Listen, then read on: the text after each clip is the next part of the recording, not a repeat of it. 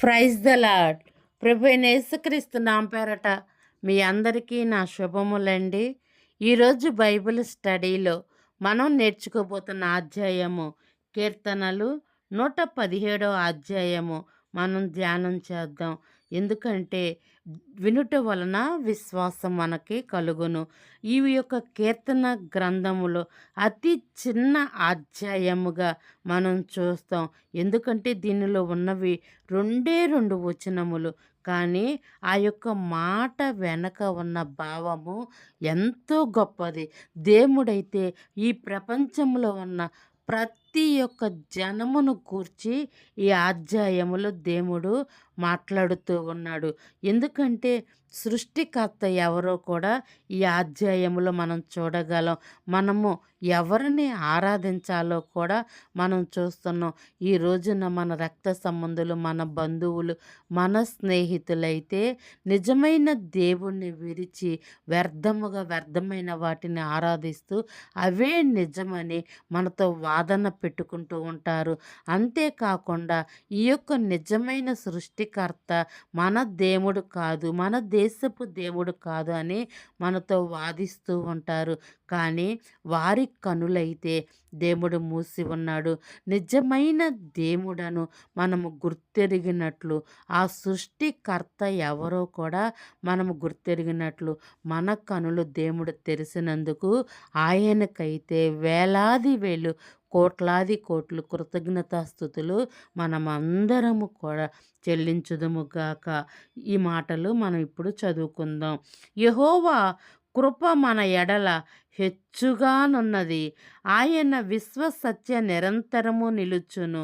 కాబట్టి సమస్త అన్యజనులారా యెహోవాను స్తుతించుడి, సర్వజనములారా ఆయనను కొనియాడుడి, యెహోవాను స్తుతించుడి.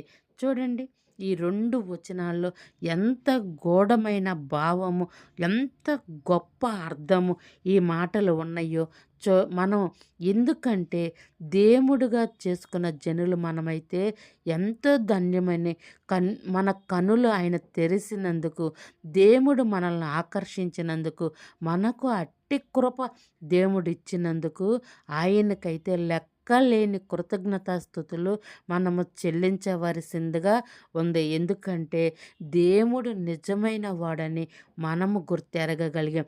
వాక్యమైన దేవుణ్ణి మనము ఈ రోజున చూడగలుగుతున్నాం.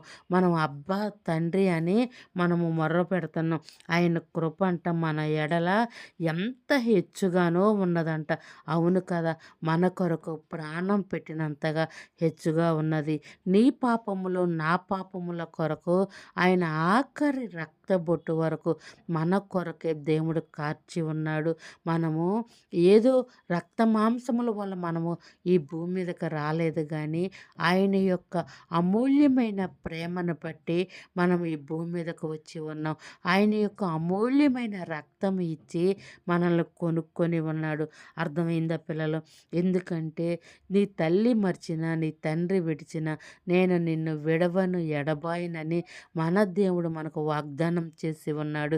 అంతేకాకుండా ఇజ్రాయేలులను కాపాడువాడు కొనకడు, నిద్రపోడు అని కూడా వాక్యం సెలవిస్తుంది. అందుకని మనము ఎల్లప్పుడూ కూడా ఆయన మీద ఆనుకొని మన సమస్తమును ఆయనకు అప్పచెప్పుకుంటూ ఆయన నమ్మకమైన జీవితం మనం జీవిద్దాం. సర్వజనములారా ఆయనను కొనియాడుడి అంట.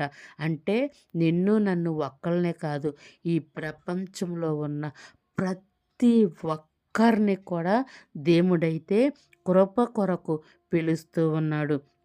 ఆయన కృప చూపించే దేవుడు అనమాట. ఆయన దయ చూపించే దేవుడు, జాలి చూపించే దేవుడు. పాపపు బంధకాల్లో నుంచి ఎంత ఘోర పాపినైనా కానీ అతడు విడిపించగలిగిన ఏకైక దేవుడు. అట్లాగనే మనం ఆయన కృప మన ఎడలంటే ఎంత హెచ్చుగా ఉంటుంది. అట్లాగనే విశ్వసత్యము నిరంతరము నిలుచునంట. ఆయన కృప మన ఎడల నిజముగా అది ఎంత గొప్పదో అది అనుభవించిన వారికే ఆ ప్రేమ తెలుస్తది. సమస్త అన్యజనులారా యెహోవాను స్తుతించుడి అంటున్నాడు. ఇక్కడ చూడండి నిజంగా ఈయన మన దేవుడు కాదా? అన్యజనులం అంటే మనము కాదా? ఈ రోజున ఇతను ఫారెన్ దేవుడా? అతను మన దేవుడు కాదా? మన హిందూ సాంప్రదాయాల్లో ఆయన లేడా? ఒక్కసారి గుర్తెరగండి. గాడ్ బ్లెస్ యూ పిల్లలు. God bless you.